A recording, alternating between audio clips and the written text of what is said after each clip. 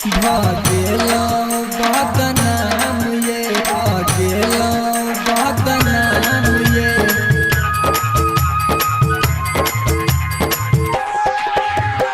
प्यार केलौं आशा भागेलौं बदनाम ये प्यार केलौं आशा भागेलौं बदनाम ये। अभी आप सुन रहे हैं खुटौना से मैथिली म्यूजिक की शानदार प्रस्तुति। प्यार केलौं आशा भागेलौं बदनाम ये प्यार केलौं आशा भागेलौं बदनाम ये। सपना देखा के हमारा सपना देखा के हमारा ले लो हमर जान ये बाबू हमर सोना ये जानू हमर प्यार केलौं आशा भागेलौं बदनाम ये प्यार केलौं आशा भागेलौं बदनाम ये भागेलौं बदनाम। अभी आप सुन रहे हैं खुटौना से मैथिली म्यूजिक की शानदार प्रस्तुति।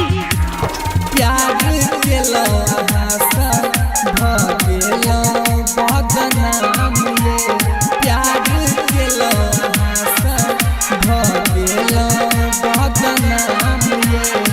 साथ जियै मरई के कसम खेलौं प्यार के रोग लगा के हमरा भूलेलौं साथ जियै मरई के कसम खेलौं प्यार के रोग लगा के हमरा भूलेलौं बाबू हमर सोना ये जानू हमर प्यार केलौं आशा भागेलौं बदनाम ये प्यार केलौं आशा भागेलौं बदनाम ये भागेलौं बदनाम। अखन अहाँ सब सुन रहल छी स्टार सिंगर आर.के. राजा के मधुर आवाज में।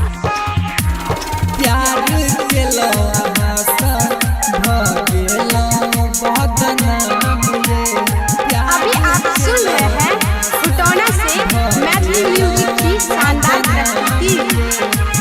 पागल कहै छै सब ताना मारै छै आर.के.